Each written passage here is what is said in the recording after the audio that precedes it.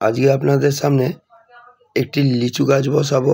আপনাদের দেখাচ্ছি যে লিচু গাছের ইয়েটা নিয়ে আসা হয়েছে। ওই যে মাটিতে সার মিশিয়ে নিচ্ছি, লিচু গাছটা নিয়ে আসা হয়েছে।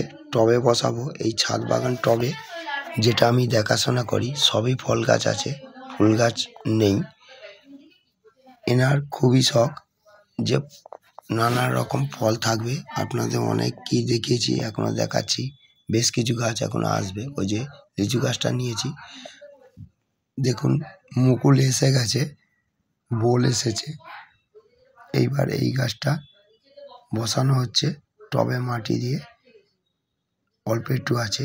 আর ভিডিওটা যে খুব বড় করবো তা নয়, কেন বড় ভিডিও মানুষের এখন টাইম কম, দেখাও যায় না, অনেক টাইম লাগে।